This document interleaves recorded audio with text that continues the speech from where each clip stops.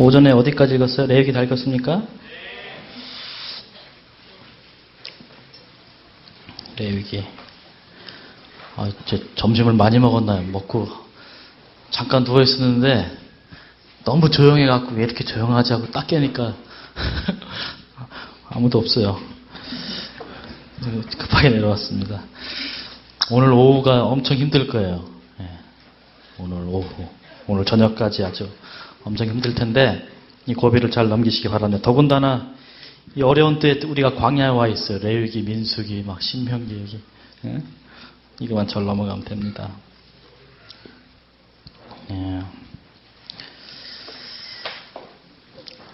출애굽기에서 중요한 거 좀 말씀드리고 또 우리 레위기 함께 공부해 보도록 하겠습니다.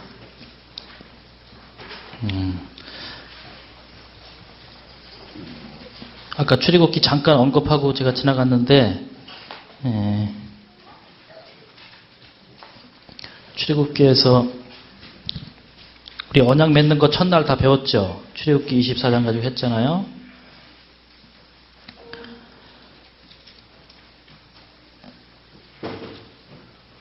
출애굽기 24장에서 언약 맺고 이제 언약의 증서인 십계명도 받았죠. 출애굽기 20장에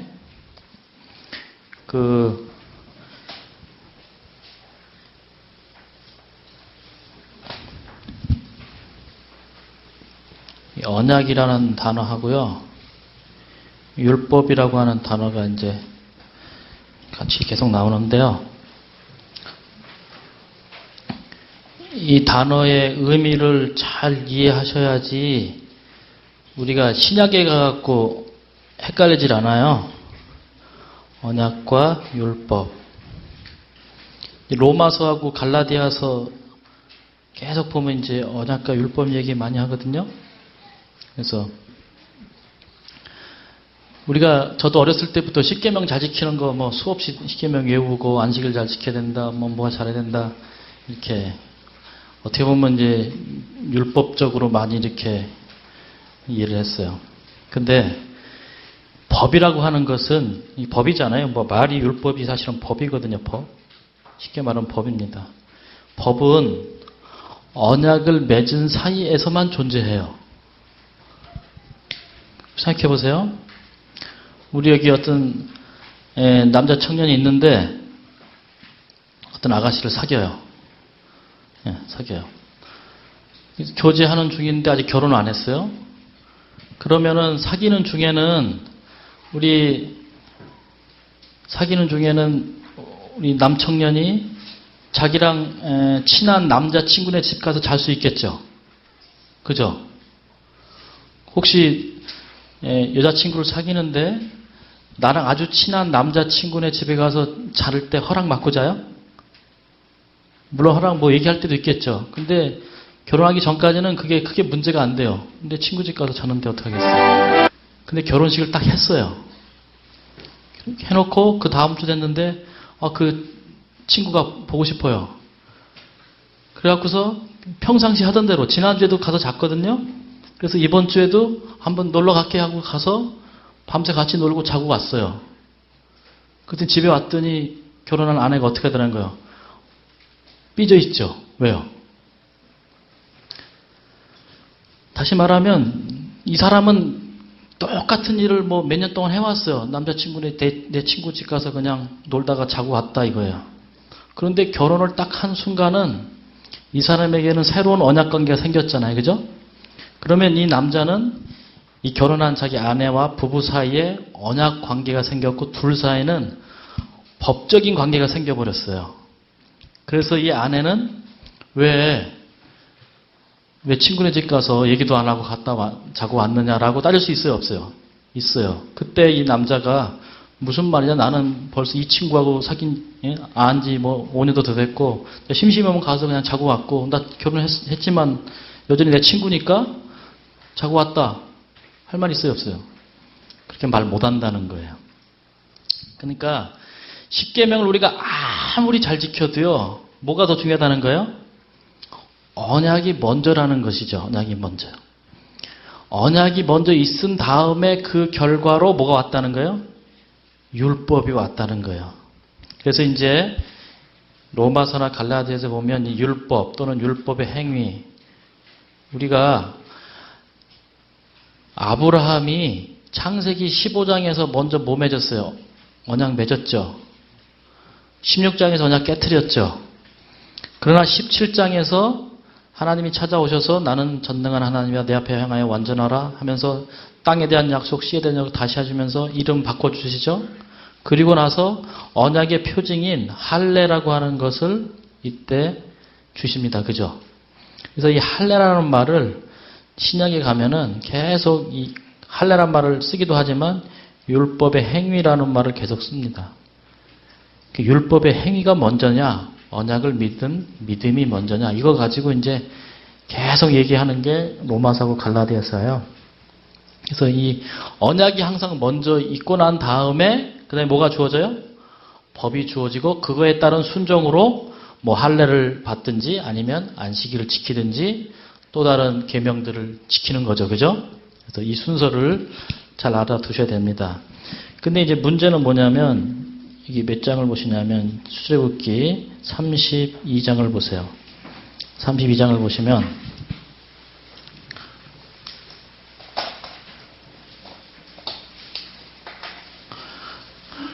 우리가 지금 언약에 대해서 많지는 않지만 몇 가지 배웠어요. 창세기 1장에 나오는 천연계와 맺은 언약 배웠죠? 천연계 언약 배웠어요. 우리가 노아 언약은 시간이 없어서 안 했어요. 근데 이제 아브라함이랑 맺은 언약 배웠죠? 아브라함 언약 배웠어요. 그 다음에 어제 간단하게 이스라엘 나라와 하나님 사이에 맺은 언약. 그래서 이제 출애굽기 24장에 맺은 언약을 우리가 신의 산에서 맺었기 때문에 신의 언약이다 이렇게 부릅니다. 신의 언약. 신의 언약. 그래서 신의 언약 맺고서 이제 십계명 받았잖아요.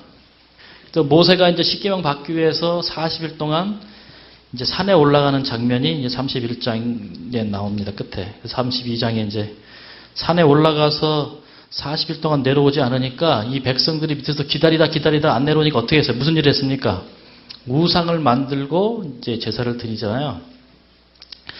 그러니까 모든 죄는 언약을 파기했을 때만 생겨요. 언약을 파기하고 다시 말하면 하나님과의 언약을 깨트리고 또 다른 누군가와 또 다른 어떤 대상과 언약을 맺을 때에 죄가 성립해요. 죄라고 하는 것은. 그래서 여기 보세요. 지금 32장 보면 이 사람들이 뭐 하는가? 24장에서 한 거랑 똑같은 거 하고 있어요. 5절 보세요. 아론이 보고 그 앞에 뭘 쌌습니까? 네, 제단 쌌습니다. 제단 쌉니다. 제단 쌓는 거야. 제단 쌓고. 그 다음에 이에 공포하여 가로되 내일은 여호와의 절이라. 이튿날에 그들이 일어나 뭘 드렸습니까?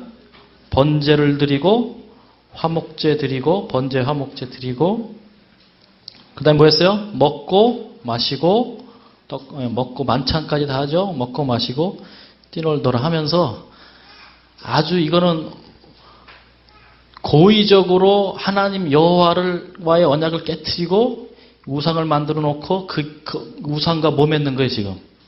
언약을 맺는 장면입니다. 근데 그거를 하나님과 모세가 다 이제 지켜보고 있죠. 지금 뭐 받아서 내려오는데요? 언약 맺었다고 며칠 전에 40일 전에 다 맹세하고 막 피 뿌리고 막 별짓 다 했잖아요. 그래 놓고 며칠이 안 돼서 40일이 안 돼서 이 백성이 부패해버렸어요. 완전히 썩어버렸어요. 그러니까 모세가 이제 이 십계명 갖고 내려오다가 하나님께서 뭐라고 말씀하십니까? 야, 안 되겠다. 애들 40일 전에 언약 체결해놓고 지금 저 금송아지 만들어놓고 저게 여호와라고 그 앞에서 저러고 있는데 저기랑 언약 맺고 있는데 분명히 뭐라고 맹세했어요. 24장에서 이 언약을 우리가 잘 지키면 복 주시되 만약 지키지 못한다고 하면 우리는 다 어떻게 해요? 죽어도 좋습니다라고 피언약 맺었죠. 그럼 하나님께서 이때 모세에게 야, 안 되겠다. 싹 쓸어버리고 싹 다 없애버리고 모세 네가 다시 시작해서 네 자식부터 다시 시작해가고 어떻게 언약 백성 만들어서 이 언약 잘 지킬 나라를 세우자. 그거 지금 하나님이 제안하시죠. 그게 이제 32장 이 몇 절부터 나옵니까? 9절부터 보시면 여호와께서 또 모세에게 이르시되 내가 이 백성을 보니 목이 곧은 백성이로다. 그런즉 나대로 하게 하라. 내가 그들에게 진노하여 그들을 진멸하고 너로 큰 나라가 되게 하리라. 모세 안 되겠다. 다 없었던 걸로 치고 어떻게 하라는 거예요? 내가 너를 통해서 다시 아브라함에게 다시 언약 맺은 것처럼 너를 통해서 다시 언약 맺고 시간이 좀 걸리더라도 다시 나라 세우겠다. 왜? 언약 파기했으니까 언약 집행하겠다 이것이죠. 여러분 그때 모세가 하나님께 기도를 드립니다. 그때 드리는 기도가 뭘까요? 하나님 참으세요. 왜 그럽니까? 진정하세요. 고정하시고 침착하시고 뭐 설득을 어떻게 하겠습니까? 여기 13절 보시면 다른 말 안 하죠. 뭐라고 합니까? 주의 종 아브라함과 이삭과 이스라엘을 기억하소서. 주께서 누구를 가리켜 맹세했다고 그래요? 주께서 주를 가리켜 그들에게 맹세하여 이르시기를. 하나님이 손드시고 맹세하지 않았습니까? 여러분 맹세할 때는 자기보다 높은 사람을 놓고 해요? 낮은 사람을 놓고 해요? 어느 동네에 여기 예를 들어서 여기 이 동네 이장님이 길이 너무 좁잖아요. 그러니까 여러분 여기 이제 도로를 말이죠. 저 밑에 원주 밑에서부터 여기 연수원까지 4차선으로 확 뚫어주겠다고 합니다. 하면서 우리 강원도지사께서 그렇게 약속하셨습니다. 라고 하면은 이장이 도지사 이름 갖고 하면은 효력이 있어요? 없어요? 자기보다 높은 사람 놓고 해야 돼요. 그죠? 근데 이장이 내가 분명히 약속한다고 하면서 누가 그랬더니 우리 아들의 이름 걸고 해봐 소용없다는 거예요. 근데 지금 하나님이 어떤 약속을 할 때 천지를 다 불러도 하나님보다 낮아요. 세상에 있는 금과 은을 다 불러도 하나님보다 낮아요. 세상 사람을 다 불러놓고 해도 하나님보다 낮아요. 근데 맹세는 하고 싶어요. 그때 누굴 부른다는 거예요? 자기를 불러요. 내가 나를 가리켜 맹세해요. 주가 주를 가리켜 맹세하죠. 그 이야기를 써주는 게 설명해 주는 게 히브리서에 나옵니다. 히브리서 한번 보세요.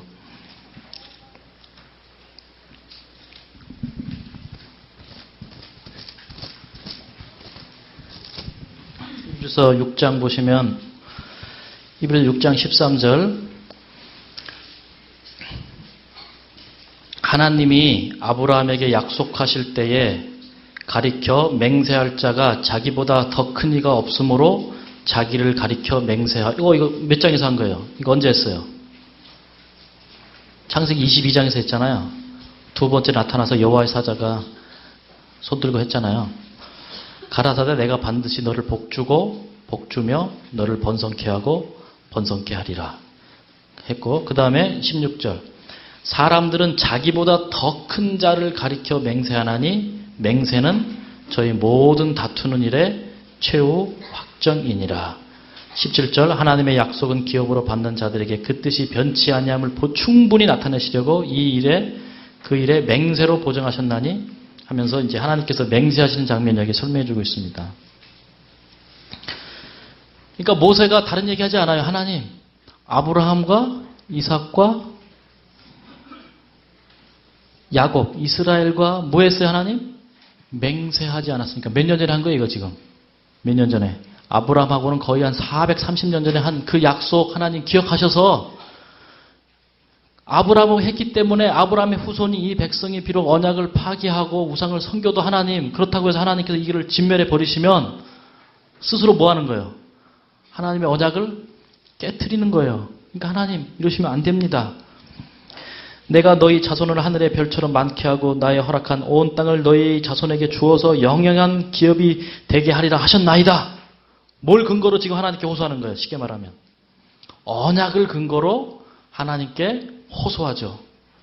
구원해 주십시오. 그러므로 하나님의 언약을 근거로 호소합니다. 그랬더니 14절에 여호와께서 뜻을 돌이키사 말씀하신 화를 그 백성에 내리지 아니하였다 했습니다. 15절을 보시면 모세가 돌이켜 산에서 내려오는데 증거의 두 판이 그 손에 있고 그 두 판에 양면, 이편, 저편에 글자가 있다. 우리가 이제 십계명 그림 보면은 이렇게 십계명을 언약 체결한 다음에 돌판에 기록할 때 두 개 돌판에 쓴다고 그랬잖아요. 그죠? 그래서 돌판이 두 개 있습니다. 이렇게. 그래서 이제 우리가 흔히 그림에 보면 첫째 계명부터 넷째 계명까지 앞면에 있고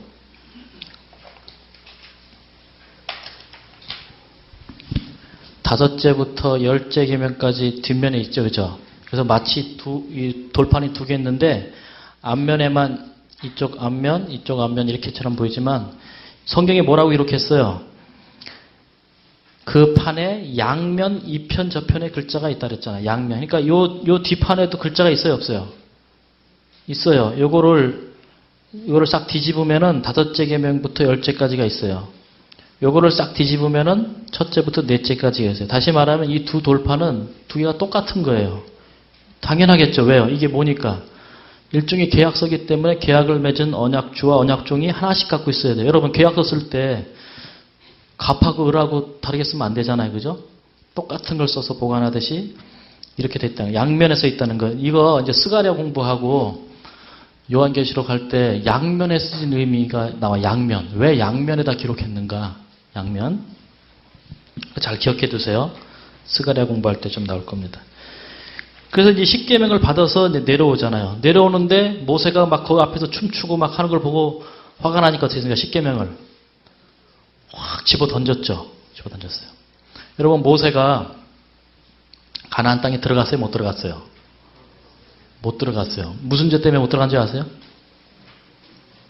무슨 죄 때문에 못 들어갔어요? 광야에서 막 물이 없다고 하니까 반석을 이제 쳐서 물을 냈죠. 근데 이제 이미 예전에 반석을 한번 쳤었어요. 그죠? 그래서 그다음부터는 명령만 하면 돼요. 물을 내라. 명령만 내렸는데 이제 화가 나니까 우리가 너를 위하여 물을 내라 하면서 반석을 지팡이로 2번을 때립니다.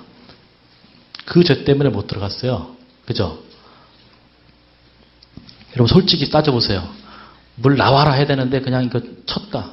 그 죄가 큽니까? 아니면 하나님께서 불러다가 어떻게 했어요? 누가 기록했어요? 십계명. 하나님의 친수로 싹 기록하신 다음에 조각 갖고 내려가라고 했는데 가서 내려가다 어떻게? 화가 나니까 이거를 확 집어 던져갖고 박살을 내버렸어요. 어떤 죄가 클까요? 제가 볼 때는 십계명 내던진 죄가 훨씬 큰 것 같아. 그래서 야, 너 네 함부로 십계명을 내던졌으니까 너 그 죄 때문에 가나안 땅 못 들어간다고 보면은 차라리 덜 억울할 것 같은데 그 기록은 없죠. 예를 들어 보세요. 우사 같은 사람은 십계명 언약궤 운반하다가 이 마차에서 떨어질 것 같으니까 어떻게 했어요? 그거 안 떨어지게 하려고 이거 잡다가 그냥 즉사했잖아요. 그죠? 그 죄도 그렇게 즉사할 죄라면 십계명 내던진 죄는 엄청난 죄 아닙니까? 예? 근데 십계명 여기 내던져서 19절에 보니까 이 언약궤를 언약판을이죠. 언약의 증거판을 내던지게 됩니다. 여러분이 두꺼운 교재에 그것을 자세히 설명해 놨는데 그냥 쉽게 설명을 하면 오늘 오후가 힘들 거예요. 오늘 오후가 지금 이 시간부터 오늘까 힘든데 하여튼 잘 참으시기 바랍니다. 주무실 분은 빨리빨리 주무시고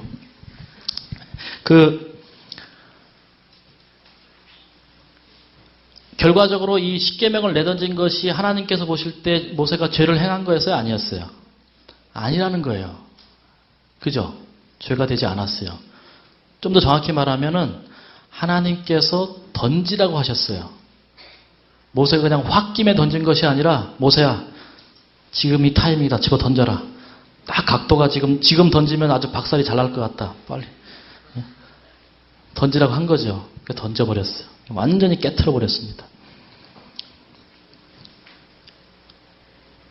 이게 되게 중요한 게 왜 중요하냐면 계약서를 찢어버린 거예요. 이 사건은. 그죠? 누가? 당연히 이스라엘 백성들은 하나님 저버리고 우상 만들었으니까 스스로 언약 파기했죠. 근데 하나님은 절대로 언약 파기 않으신다고 그랬잖아요. 어떤 짓을 해도 하나님 약속 지킨다고 하는데 지금 하나님이 내던지셨잖아요. 그죠? 이것은 하나님께서 이스라엘 나라와 언약을 깨트리셨다고 하는 상징이에요. 되게 심각한 거예요. 지금까지 우리가 뭐라고 배웠어요? 아브라함이 하갈 취해서 막 이런 짓 하고 죄를 중간중간 많이 범함에도 불구하고 하나님은 신실하셔서 어떻게 합니까? 계속 언약 지키시잖아요. 근데 지금 이 장면은 뜻을 돌이키시긴 했지만, 그래서 이스라엘 백성을 진멸하진 않으셨지만 그 앞에서 여러분 집 사고 땅 사기로 다 계약서 써놓은 다음에 그 사람 앞에서 다시 찢어버리면 그거 뭐야? 하겠다는 거 안 하겠다는 거예요? 안 하겠다는 거잖아요. 우리 조교 어디 갔어? 찾아야 되는데. 우리 교재, 큰 교재에 있으신 분은 출애굽기 거기 20장, 몇 장입니까? 32장 그 부분 한번 찾아보세요.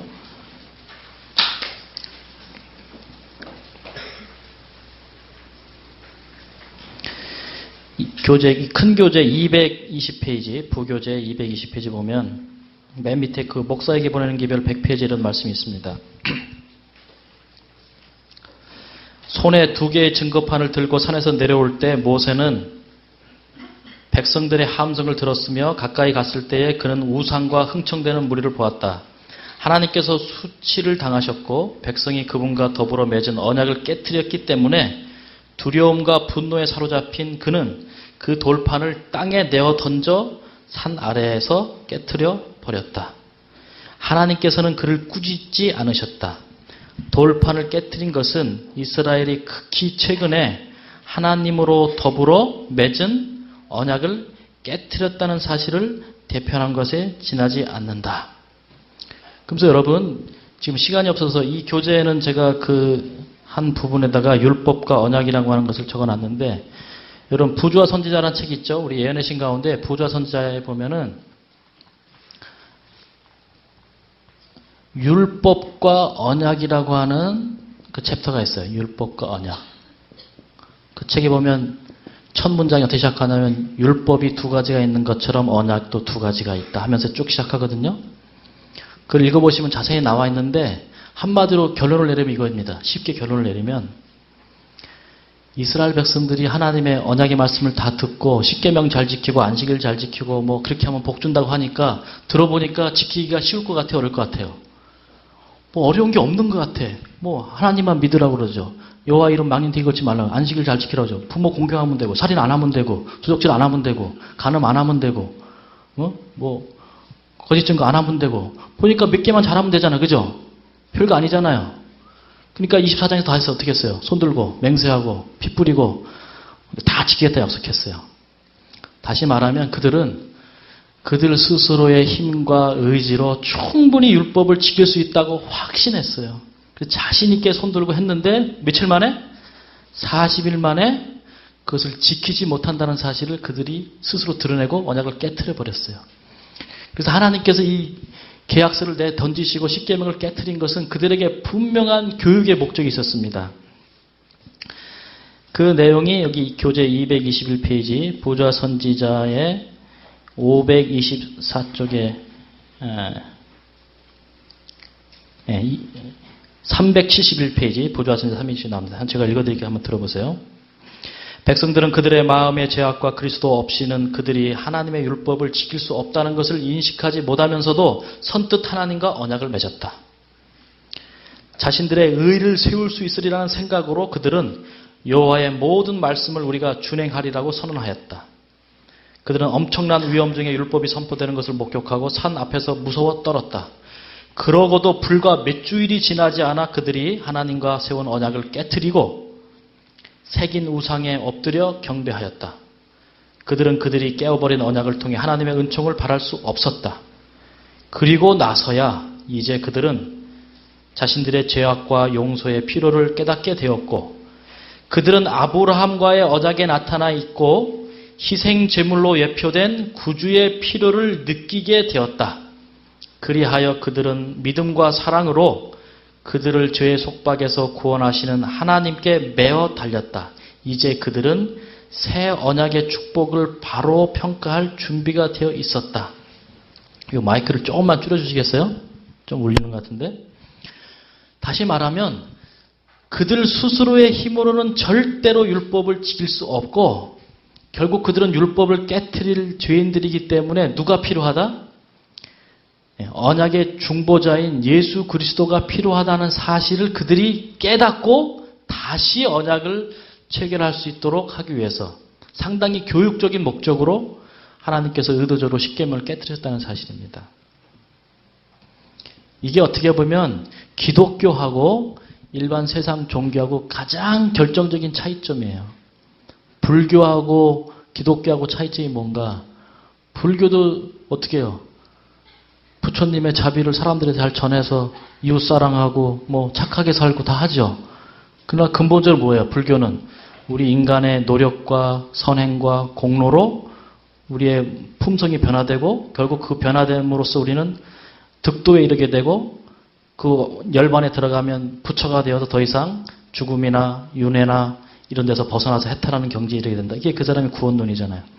근데 우리도 이 이스라엘 백성들처럼 우리도 하나님께 주시는 그 십계명 잘 지킬 수 있습니다라고 자신하고 스스로 그걸 지키려고 하는 순간 불교랑 똑같아요. 똑같은 거예요. 기독교의 핵심은 인간의 죄된 본성 때문에 스스로의 힘으로는 언약을, 율법을 지키지 못하지만 결국 누가 지키게 해주신다는 거예요? 우리가 예수 그리스도를 바라보고 예수 그리스도께서 주시는 새 언약의 선물인 성령을 통해서 우리는 변화되고 율법을 지킬 수 있는 능력까지라도 주시는 것이 이 새 언약의 축복입니다. 그래서 이것은 상당히 중요한 거예요. 우리가 여호수아 할 때 좀 배우겠지만 여호수아 24장에 보면 여호수아가 백성들을 다 불러놓고 뭐라고 하냐면 나와 내 집은 오직 여호와를 섬기겠느라 너희 섬길 자를 오늘 택하라 막 강요하잖아요. 그러니까 뭐라고 그래요? 우리가 하나님 섬기겠다고 다 손들고 맹세합니다. 그랬더니 여호수아가 뭐라고 하는지 아세요? 그래 너희들 참 결심이 대단하다. 여러분 결심 변하지 않기를 바랍니다. 이 결심 가지고 끝까지 살아가기 바랍니다. 이렇게 말하지 않아요. 니네 맹세하지 마라 이래요. 니네 못 지킬 건데 왜 맹세하냐. 니네 하나님 아직도 잘못 알고 있는 것 같은데 하나님 너희가 믿기로는 애굽 땅에서 구원해내시고 우리를 이 가나안 땅 주신 축복 주신 하나님을 생각하는데 하나님은 그런 분 아니야. 하나님은 거룩하신 분이라 너희 죄를 용서하지 않으실 건데 니네 지금 언약 맺으면 니 지킬 수 있겠어? 지킬 수 있다고 자신합니다. 지킬 수 있습니다. 그러면 너희 스스로 너희 증인이 되거라. 네 말에 책임져라. 그리고 그들이 언약을 맺죠. 그러면서 거기 그 장면이 교재 221쪽의 그 윗부분 여호수아는 이렇게 말하죠. 거기 한번 읽어보드릴게요. 여호수아는 너희가 여호와를 능히 섬기지 못할 것은 그는 거룩하신 하나님이시요 너희 허물과 죄를 사하지 아니하실 것이라고 말하였다. 영구적인 개혁을 하기에 앞서 백성들은 저희 스스로는 하나님께 순종할 능력이 없다는 사실을 깨달아야 하였다. 백성들은 하나님의 율법을 범하였으므로 이것은 그들을 범죄자로 정죄하였고 거기에는 피할 길이 없었다. 그들이 자신의 힘과 의를 의지하는 한 죄의 용서를 받기는 불가능하였다. 그들이 하나님의 완전한 율법의 요구에 응할 수 없으므로 스스로 하나님을 섬기겠노라고 소약한 것은 헛된 일이었다. 그리스도를 믿는 믿음으로만 그들은 죄의 사유함을 얻을 수 있고 하나님의 율법을 순종할 힘을 얻을 수 있다. 그들은 구원을 얻기 위하여 자신의 노력을 의지하는 일을 멈추어야 하였다. 그들이 하나님의 간합하심을 얻고자 한다면 전적으로 허락하신 구주의 공로를 의지하여야 한다. 제가 첫날 첫 강의 시간에 성경의 언약이 당시 가나안 족속, 특별히 헷 족속, 히타이트 족속이라고 하거든요. 그 사람들이 맺던 언약 체결 방식하고 거의 비슷하다고 그랬죠. 제가 아마 95%는 같다고 했을 거예요. 그죠? 그러나 한 가지가 다르다고 했어요. 한 가지. 이 한 가지가 다른 것이 당시 세상의 언약과 하나님의 언약을 완전히 다른 언약으로 만들어 놨어요. 우리가 레위기 읽었죠? 도대체 레위기 뭐 읽었어요, 여러분? 레위기. 제사 드리는 거 엄청 나오잖아요. 하나님의 언약에는 언약을 파기했을 경우에 언약을 회복하는 절차가 있다는 거예요. 그러면 세상의 언약에는 있을까요? 없어요. 배신한 순간 가서 죽여요. 끝이에요, 그걸로. 피해 복수가 이어집니다. 그러나 하나님의 언약에는 언약의 보증인이 있다고 하는 개념이에요. 이거 아마 오늘 저녁 강의 있나요? 오늘 저녁 아니면 내일 아침에 좀 설명을 자세히 드리겠습니다. 아주 중요한 것입니다. 왜냐하면 기독교의 핵심이고 이것이 핵심 기별이 우리가 확실히 이해할 때 우리가 다른 종교와 우리 기독교의 차이점, 또 우리 교회 안에서도 자꾸 행함으로 구원을 받으려고 하는 율법주의자들과 또 믿음으로 구원받으려고 하는 정말 언약주의죠. 언약에 근거한 믿음을 갖느냐는 상당히 중요합니다. 우리가 스스로 재림 교인이면서도 언약의 개념 없이, 이 개념 없이 이스라엘 백성들처럼 스스로 자기를 결단시켜서 율법을 지키려고 하면 결국엔 다 실패하게 되어 있습니다. 그러니까 내일 아침쯤 할 것 같아요. 꼭 들으시고 기억하시기 바랍니다. 중요한 것입니다. 어쨌든 그 정도 해두고요. 십계명을 깨트린 다음에 어떻게 했습니까? 그 십계명을 가지고 여기 20절에 보시면 32장 모세가 그들의 만든 송아지를 가져 불살라 부수어 가루를 만들어 물에 뿌려 이스라엘 자손에게 마시오니라 하면서 이제 다 그 송아지 다 박살내갖고 어떻게 합니까? 한 잔씩 다 마시게 하죠. 쫙 마셔갖고 이제 합니다. 그런 다음에 뭐 하냐면 사람들을 다 모아놓은 다음에 누구든지 이 송아지를 중심으로 딱 놓고 뭐 이렇게 모세가 중심이 될 수 있죠. 좌우로 딱 갈라서게 합니다. 그죠? 좌우로 갈라서게요. 여러분 이스라엘 백성들이 막 송아지 만들 때 그 송아지 만들면 안 된다고 반대했던 사람들이 있었어요.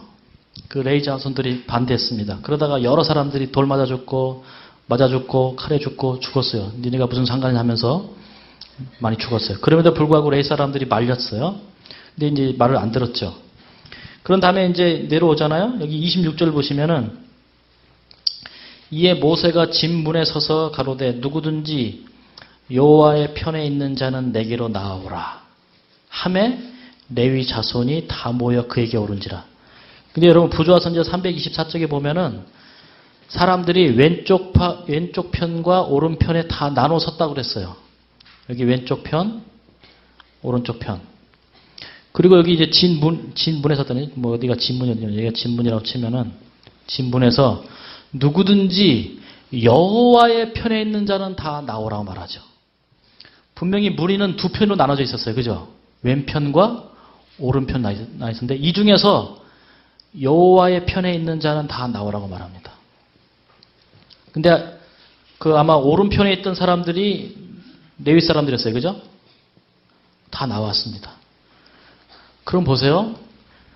우상을 숭배하고 하나님과 언약을 깨트린 사람들 중에도 왼편에 섰던 사람들 있죠? 근데 마지막 호소를 합니다. 너희 중에 누구든지 지금이라도 여호와의 편에 서기를 원하는 자는 뭐라 그래요? 나오라고 말합니다. 여러분 하나님은 우리가 죄 지은 것 때문에 그 죄 자체를 놓고 우리를 심판하지는 않으세요. 우리가 죄 짓고 회개하지 않은 것을 심판하세요. 우리가 죄 지어놓고 하나님께 용서받을 확신을 갖지 못하고 불신하는 자는 하나님이 어떻게 하시지 못하세요. 그죠? 그러니까 보세요. 왼쪽 오른편 딱 나눠놓고 이쪽 다 진멸시킨 것이 아니라 한 번 더 호소하잖아요. 누구든지 여호와의 편에 있는 자는 다 내게로 나오라. 저는 이 말씀이 참 감사하더라고요. 왜냐하면 하나님의 편은 레위인처럼 정말 의 앞에 서서 죄를 짓기를 거부하고 목숨을 걸고 정말 자기의 순결을 지키는 거룩한 백성도 하나님의 백성이고 여호와의 편이지만 비록 실수하고 우상 숭배했던 이 백성들이라 할지라도 여전히 뭐 한다는 거예요? 내 앞에 나오면 누구 편이라는 거예요? 내 편이라는 거예요. 근데 끝까지 안 남아온 사람이 3,000명이 있었습니다. 끝까지 버팅기는 거죠. 우리가 뭐 잘못했느냐. 모세 말이야. 아무 소식도 없이 40일 동안 내려오자니 하면서 모세를 욕하고 그때 이제 어떻게 합니까? 27절 모세가 그들에게 이르되 이스라엘 하나님 여호와께서 이같이 말씀하시기를 너희는 각각 허리에 뭘 차라고 그래요? 칼을 차고 진입문에서 저문까지 왕래하며 각 사람이 그 형제를 각 사람이 그 친구를 각 사람이 그 이웃을 어떻게 하라고 그래요? 칼로 다 죽이라. 그래서 그날 죽은 사람이 몇 명이라고 나왔어요? 3,000명가량이 되었다. 29절 보세요. 29절. 모세가 이르되 각 사람이 그 누굴 죽였다고 말합니까? 아들과 그 형제를 쳤으니 오늘날 여호와께 뭐 했다고 그랬습니까? 예? 헌신하게 되었느니라. 성경에서 최초로 헌신한 말이 쓰였어요. 여기에. 여러분 하나님께 헌신하십시오. 목사님들이 여러분 주님의 사업을 해서 헌신하십시오. 이번에 우리가 교회를 짓는데 건축하는데 뭐라고 그래요? 헌신 좀 많이 하시라고. 여러분 이번에 새로 재직이 되셨는데 교회에서 헌신 좀 많이 하라고. 그럼 우리가 헌신하면 무슨 생각이 자꾸 들어요? 돈 많이 바치든지 아니면 내 돈이 없으면 몸이라도 때워서 어떻게 헌금 못 되면 벽돌이라도 가서 노가다라도 해야지 헌신하는 것 같고, 그죠? 천만에요. 헌신은 성경에서 어떻게 쓰였느냐? 내 아들을 향해서 칼을 어떻게 해요? 내 가정에서, 내 삶의 현장에서 죄악을 제거하는 것이 헌신이라고 말하고 있어요. 여러분이 진짜 헌신하시는 것은 교회 가서 헌금 얼마 드리는 거 아니에요.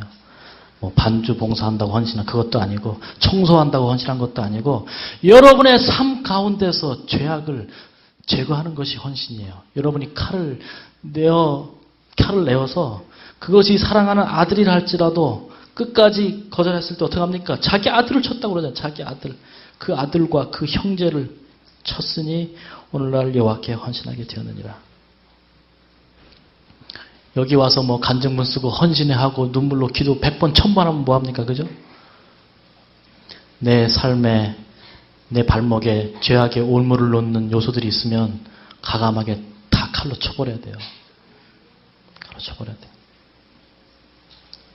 제가 몇 년 전에 왔을 때는 그래서 저는 이제 저 개인적으로 제 삶에 가장 방해가 되는 게 이제 텔레비전이었거든요. 제가 결혼할 때 이제 텔레비전을 아예 이제 안 샀어요. 안 샀는데 그 결혼 1996년도에 결혼했나? 95년도에 했지. 95년도에 결혼했는데 그 해가 말이죠. 삼풍백화점 막 무너졌어요. 그 다음에 성수대교 무너져갖고 매일 막 빅뉴스들이 막 나오는데 텔레비도 안 보죠. 신문도 안 보니까 세상이 어떻게 되는지 모르겠더라고요. 그래서 저희 집사람은 약속한 다음에 우리 다른 건 보지 말고 뉴스만 보자. 9시 뉴스, 9시부터 딱 해서 9시 뭐 40분까지 딱 보고 다른 건 보지 말자. 아주 둘이 아주 서약을 하고서 가서 당시에 그 비디오 비전이라고 이렇게 막 비디오까지 되는 그 텔레비전이 있었어요. 그 사다가 딱 놓고서 뉴스를 봐야 되는데 솔직히 딱 9시 땡 기다렸다 가서 본 사람 누가 있어요. 그죠? 좀 이렇게 워밍업을 해야 될 거 아니에요. 그죠? 워밍업. 통독도 막 냅다 읽으면 안 되잖아요. 좀 몸 풀어야 되고. 저도 강의들을 한 20, 30분 이렇게 몸이 풀려야지 강의가 나오지 그냥 갑자기 하려면 안 나와. 그래서 한 8시 반부터는 봐야지 이게 준비가 되잖아요. 그죠? 마음의 준비가 되고. 그리고 딱 뉴스 끝나고 바로 꺼버리면 어떻게 또? 네? 또 정리가 안 돼. 좀 한 30분 더 봐줘야 돼. 또 저녁 뉴스 보면은 또 밤사이에 무슨 일이 일어났지 보니까 아침에 또 봐줘야 돼. 그죠? 아침 뉴스 보려면 또 앞에 또 봐줘야 돼. 그러니까 저희 집사람이 이제 뭐 여자들은 또 드라마 좋아하잖아요. 연속극. 저는 뭐 드라마는 관심 없는데 저는 이제 스포츠. 뭐 그건 또 봐야 되잖아요. 그러니까 나중에는 뉴스는 같이 보고 스포츠는 제가 보고 드라마는 우리 집사람 보고 하루 종일 켜 있어. 거의 밤마다 막 국가를 향해서 충성이 막 애국가 사지만 국회의원 격리하고 막 이런 거죠. 그래서 이제 안 되겠다. 어느 날 보니까 진짜 이스라엘 백성들처럼 헌신하기 위해서 자기의 아들을 향해서 칼을 내던졌는데 야 이거 텔레비 이거 안 되겠다. 그래서 제가 이제 텔레비를 이제 없앴어요. 없앴는데 없애려면 어떻게 없애야 되는지 아세요? 망치 있잖아요. 망치를 갖고 와서 이 브라운관을 막 완전 깨트려 버려야 돼. 그거 아까우니까 또 공상에 팔어. 아까 뭐 몇만 원 받았고 또 용돈 쓰지 마시고 내 삶의 죄악이 되는 것이 뭐 텔레비라는 것이 아니라 내 삶의 신앙을 좀먹고 내 신앙길에 발목에 덫이 되는 것이 그게 스마트폰이면 당장 그냥 망치로 깨트려 버려야 돼요.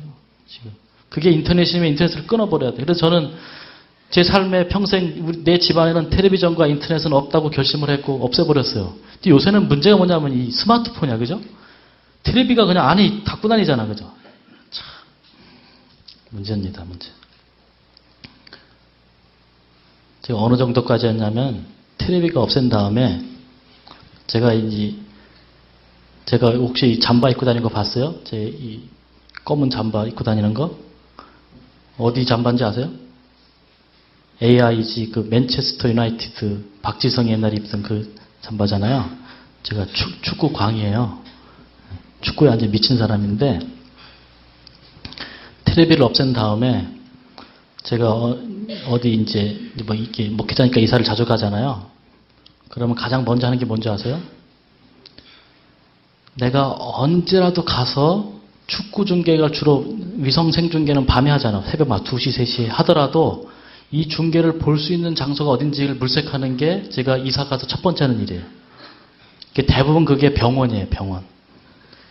병원하고 역전 있잖아요. 역전 지하상가 휴게실. 거기는 24시간 텔레비전이 나와요.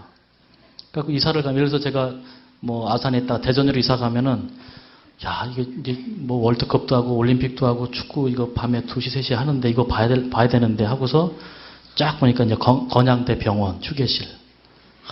그 휴게실 3층이 있고 2층이 있고 2층은 주로 아줌마들이 많이 있고 3층은 아저씨들이 많이 있고 이게 딱 분석이 돼요. 그럴 걸 정해놔야지 이제 마음이 편한 거야. 그래서 축구를 봐야지.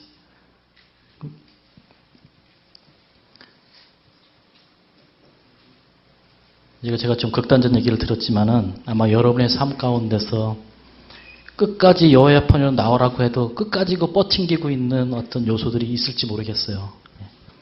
그거를 이번 기간에 내려가셔서 다 때려 부수세요. 칼로다가 찢든지 망치로 깨트려 버리든지 그게 헌신이라니까. 알겠어요? 우리 특별히 청소년들 교회 올 때 보면 스마트폰 많이 갖고 와서 막 예배 시간에도 막 하는데 안식일 날은 스마트폰도 좀 재우세요. 재워. 잘하고 해. 갖고 오지 말든지 아니 꺼놓든지 해서 좀 우리 교회 예배 개혁이 있어야 됩니다. 그죠? 너무 심각해요. 막 예배 시간에 막 배를 울리고 이게 정말 하나님이 참으시는 게 참 대단하시죠. 그죠? 옛날 같으면 어땠을까요? 스마트폰 때리링 울리면. 안식일날 나무하러 갔다가 막 돌 맞아 죽고 그랬는데 막 그랬으면 좋겠어. 막 생각에는 막 제 개인적으로는 막 스마트폰 울리면 바로 우박이로 떨어졌으면 좋겠어. 확 떨어져갖고 어떨 때는요 그냥 구약시대로 갔으면 좋겠어. 저는. 그래서 지금 뭐 내가 잘못하면 빨리 죽든지 이거 구원 받는 건지 안 받는지 모르면서 그냥 대충 막 어영부영 살다가 죄림의 날에 그냥 세상에서 최고 불쌍한 사람들이 누굴까 생각해봤더니 제7일 안식일 예주 재림 교인이면서 구원 못 받는 사람처럼 불쌍한 사람이 있을까? 먹는 것도 제대로 못 먹어. 이것도 못해 저것도 못해. 다 결국 구원도 못 받아. 이게 뭐야? 이렇게 불쌍한 사람들이 있어. 여러분 우리가 언약을 배울 텐데 언약을 배우면요 구원 못 받기가 얼마나 힘든지 몰라. 언약의 그물에 걸려들면 빠져나갈 방법이 없어요. 방법이 없어요.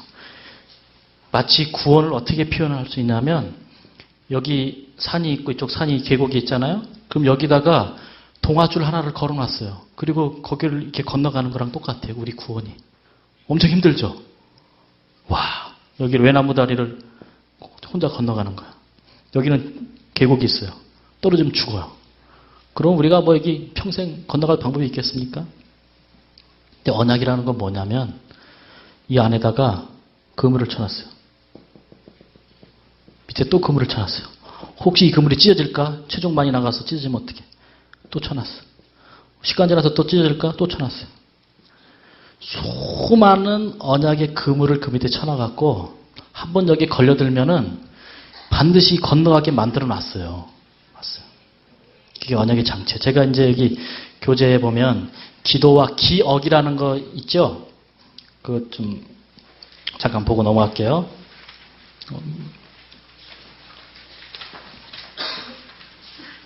23쪽에 보면은 우리가 기도는 우리가 아침에 배웠고 기억이 나오잖아요. 기억. 2번 기억. 하나님, 왜냐하면 사람 자꾸 잊어버려요. 안식일도 일주일에 한 번씩 안 만들어 놓으면 다 잊어버려요. 여러분 생일을 매주 수요일은 내 생일 하면 절대 안 잊어버려요. 근데 뭐 저는 1년에 한 번 오니까 얼마나 헷갈리는지 몰라요. 그래서 제가 결혼하고도 저는 사실 제 생일도 잘 모르는데 결혼하고 어떻게 제 아내 생일을 알겠어요, 제가. 어떻게 제 결혼 기념을 알겠어요. 그냥 평상시 사원을 했더니 어느 날 갑자기 아침 예배를 드렸는데 그날 또 하필 찬미가를 딱 폈는데 그냥 이게 펴서 불렀는데 괴로운 인생길을 가는 길. 근데 그날이 결혼 기념일이었어. 그러니까 1년에 한 번 오면 헷갈려. 잊어버릴 때 있다는 거예요. 근데 매주는 안 잊어버리잖아요. 하나님께서 언약을 기억하기 위해서 안식일이라는 것을 매주에 일주일마다 두셨어요. 뿐만 아니라 여기 언약의 방법이 있는데 나번에 보세요. 언약의 방법, 기억의 방법. 기억의 통상적인 방법은 예배를 통해서 기억하게 돼 있어요. 공동체의 삶과 이야기와 시다. 언약의 기억의 구체적인 방법은 반복 학습과 절기들, 기념물, 안식 이런 게 있어요. 그래서 다번에 보시면 하나님께서 어떤 방법으로 언약의 기억 장치를 두셨는가? 시간 속에 두신 장치는 각종 기념일과 안식이래요. 사실 저는 개인적으로 유대인들이 아주 결속력이 강하고 소수 민족이지만 전 세계를 장악하잖아요. 그들이 그렇게 할 수 있었던 것은 절기가 있기 때문에 가능해요. 6월절 지키잖아요. 장막절도 지키고 각종 이스라엘 그 절기들이 있잖아요. 근데 개인적으로 우리 교회가 좀 아쉬운 것은 이런 절기 물론 야영회 때 초막절을 대신해서 절기도 한다고 하고 기도주의를 대신해서 대속죄를 한다고 하지만은 실제 그 의미가 많이 세석이 돼 있고 절기를 통해서 여전히 우리를 사랑하시는 그 의미들을 잊어버릴 때가 만약에 안식일 하나 갖고 너무 불이 났나요? 왜 그래? 지금 불 나서 그런 건데. 그 다음에 나본을 보면 공간 속에 두신 장치, 성소와 제사제도와 각종 기념물을 통해서 공간 속에서 언약을 기억하게 해줬습니다. 그 다음에 넘기셔도 다번 생활 속에 두신 장치는 각종 규례와 정결법을 통해서 두셨고 라번 식탁 위에 두신 장치는 음식법으로 두셨습니다. 몸에 두신 장치는 할례와 손목의 기호와 미간의 표와 문설주와 매자. 이제 우리가 레위기, 민수기 읽다 보면 엄청나게 많은 제도들이 나와요. 그죠? 이렇게 하라 저렇게 하라 하는데 이 모든 제도는 다 뭐냐? 언약의 기억 장치라고 생각하시면 됩니다. 저기 창문이 왜 떨어졌어요? 거기 다치겠는지 잘못하면 여기 창문이 떨어지려고 그래? 원래 그런 거예요? 그래요?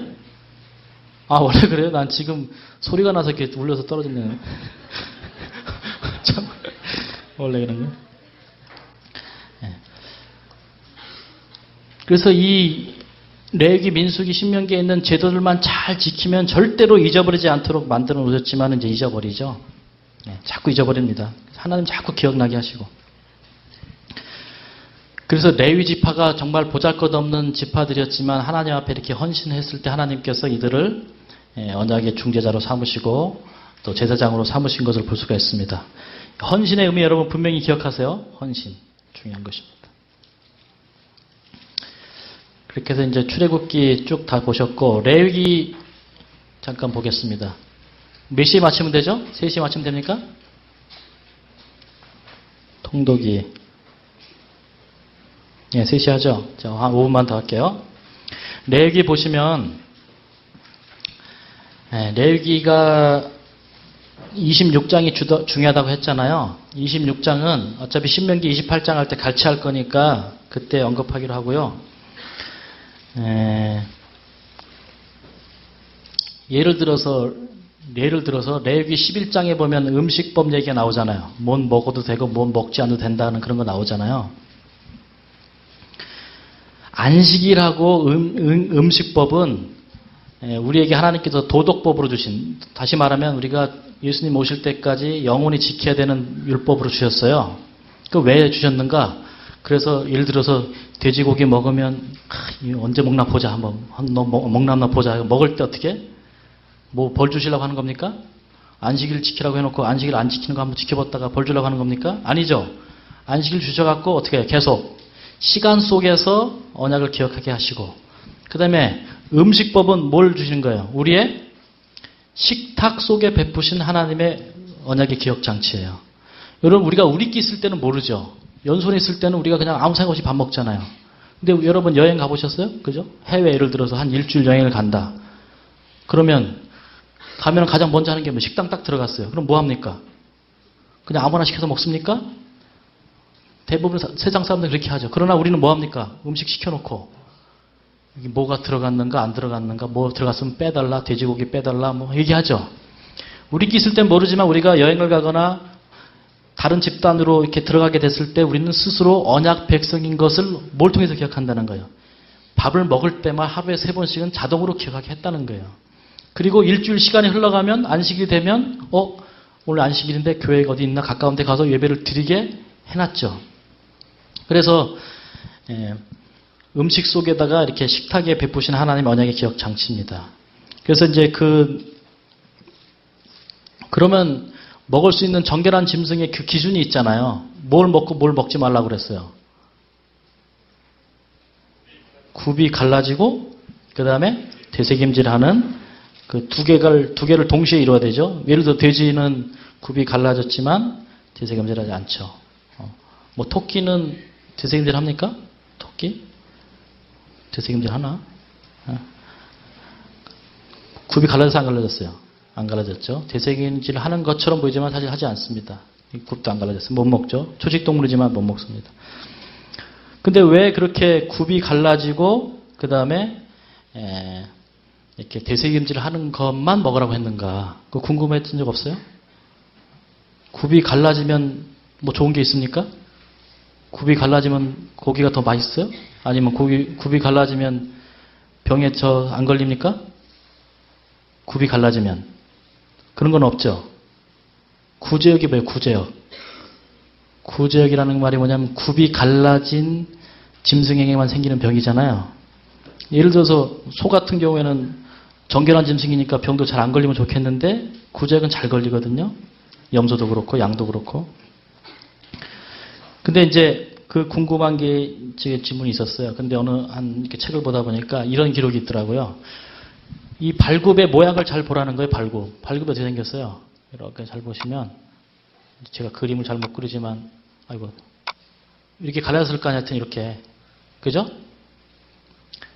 여러분 지금 우리가 언약에 대해서 쭉 배웠는데 이 배운 이미지 가운데 이 발굽이 갈라진 모양 뭐 어떤 게 떠올라요? 확 떠오르는 게 없어요? 짐승의 중간을 쪼개는 그림이 생각나죠? 그래서 이스라엘 백성들은 굽이 갈라진 것을 보고 재물처럼 쪼개진 그 장면이 연상되었고 되새김질 하는 걸 통해서 그 언약의 말씀을 반복해서 기억하고 외우라고 하는 그 말씀을 떠올렸다는 거예요. 그래서 뭐예요? 그들이 고기를 잡든지 먹든지 하면서도 뭘 떠올렸다는 거예요? 이걸 따진 게 아니라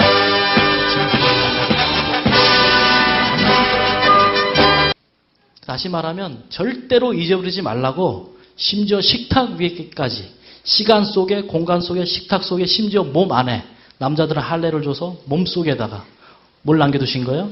하나님의 언약의 표징들을 기억의 장치들을 남겨두셨다 이렇게 생각하면 되겠습니다. 레위기에서 한 가지만 짚고 넘어갈게요. 이게 뭐냐면 우리 레위기 여기 할 때 짐승 쪼개는 거 할 때 번제와 화목제 얘기했잖아요. 여기 읽었죠? 번제 화목제 읽었죠? 그죠? 결국 레위기 민수기의 모든 제도는 단순화시키면 이렇습니다. 레위기 민수기 신명기에 있는 모든 율법들 우리가 이제 흔히 십계명은 율법이라 하고 나머지 그걸 풀어놓은 것은 율례라고 하잖아요. 율례. 그걸 한마디로 말하면 이겁니다. 하나님께서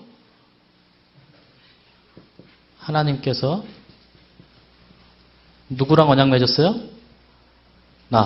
또 우리랑 언약 맺었습니다. 하나님은 뭐가 되세요? 언약?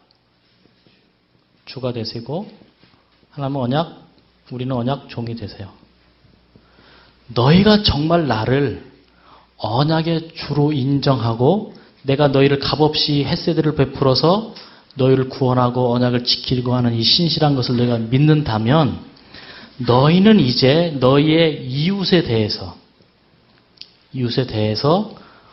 언약 주가 되어라 하는 것이 성경의 핵심이에요.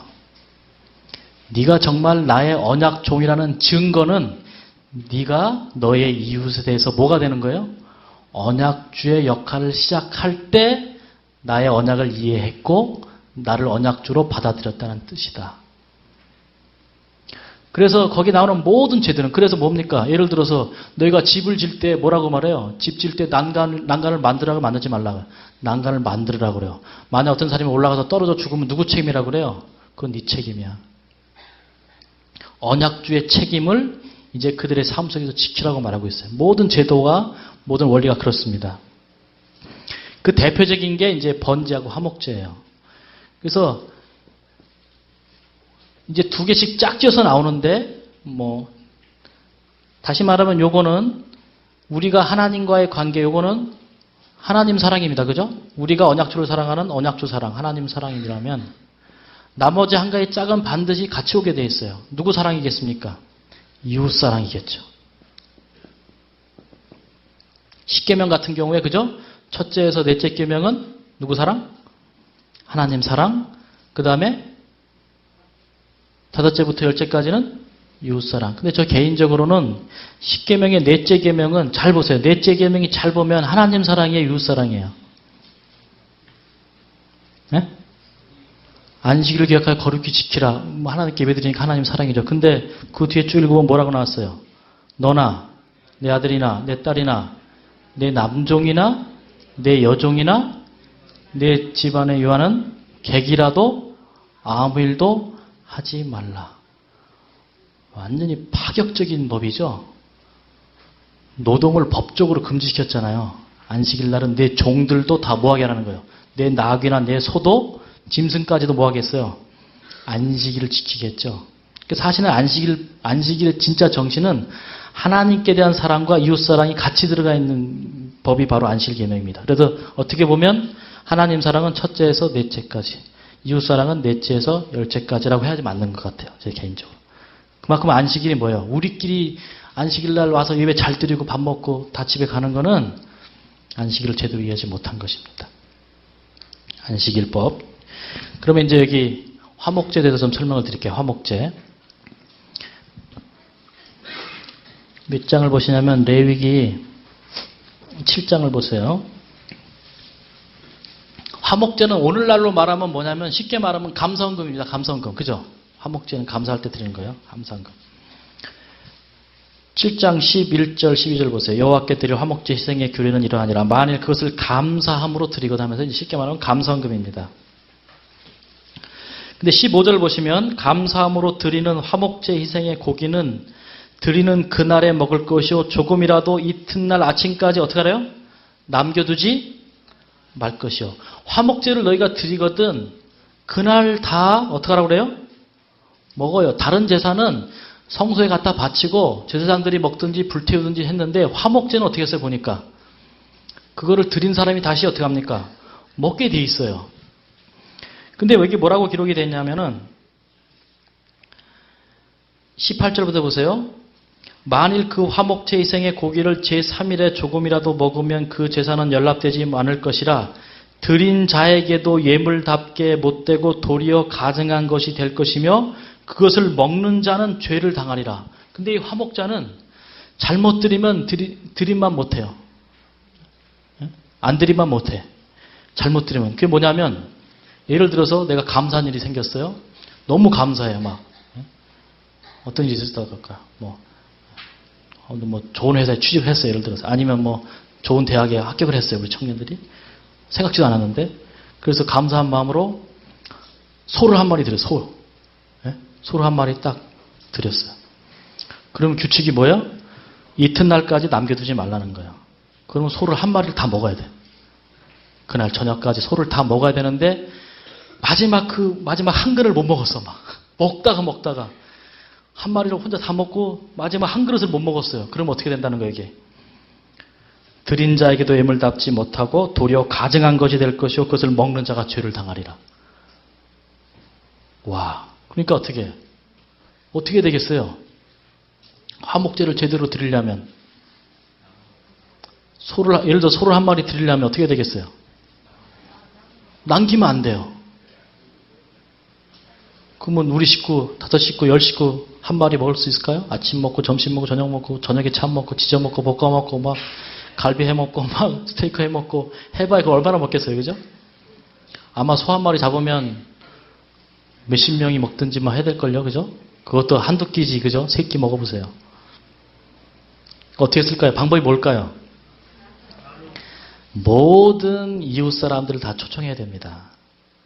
자기랑 친한 사람만 초청해도 안 되고 모든 이웃 사람들을 다 초청해서 함께 나눌 때만 이걸 다 소비시킬 수가 있고 결국은 하나님께서 원하시는 복을 줄 수 있다는 거예요. 근데 뭐예요? 내가 하나님께 감사하니까 내가 들여놓고 자기 혼자 다 먹어. 결국 그건 뭐예요? 그거는 화목제의 정신. 다시 말하면 이웃사랑의 정신이 완전히 빠진 화목제는 감사헌금을 1년에 1,000만 원 드리고 소를 100마리 드려도 안 드리면 못하다는 거예요. 결국은 화목제의 축복은 그 사람의 삶 가운데서 평상시에 그들의 이웃과 어떤 관계를 맺었느냐. 그래서 내가 감사한 일이 있을 때 내 잔치에 얼마나 많은 사람들이 올 수 있느냐에 달려 있었어요. 그렇겠죠. 소가 1,000마리 있고 소가 10,000마리 있어도 이웃과의 관계가 단절돼서 그 감사한 일이 있어서 양 1마리를 드려도 먹어줄 사람이 없으면 그 사람은 평생 화목제를 못 드렸다는 거예요.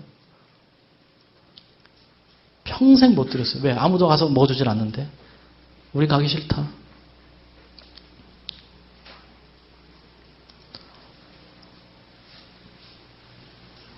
그럼 감사헌금 드릴 때 물론 이 감사헌금 드리면 교회에서 잘 쓰죠. 그죠? 교회 재정으로 잘 쓰지만은 감사함을 드릴 때 여러분의 이웃에서 어쩌면 굶주리고 있을 사람, 어쩌면 그들의 양식이 필요한 사람을 초청해서 밥 한 끼를 사주는 것이 진짜 화목제일 수도 있다는 것이죠. 어쨌든 레위기 우리 또 민수기 할 때 같이 공부하도록 하겠습니다. 여기까지 하고 우리 또 강의 말씀 통독하도록 하겠습니다. 기도하겠습니다.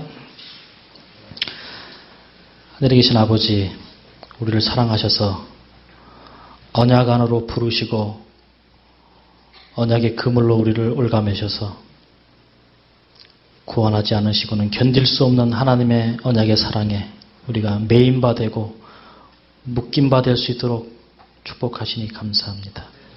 이제는 이 말씀에 우리가 헌신으로 주님께 드리기를 원합니다. 우리의 삶 가운데서 우리를 끝까지 죄악에 발이 머물게 하는 그 모든 것들을 이제는 칼을 들어 말씀의 칼로 과감히 내려칠 수 있는 결단을 우리 모두에게 허락하여 주시옵소서. 그래서 참된 헌신의 삶을 살도록 도와주시옵시고 그것으로 오는 기쁨과 감사로 인하여 화목의 제사도 함께 올릴 수 있는 우리 모든 우리 참석자들 될 수 있도록 축복하여 주시옵소서. 예수님의 이름으로 간절히 기도드립니다.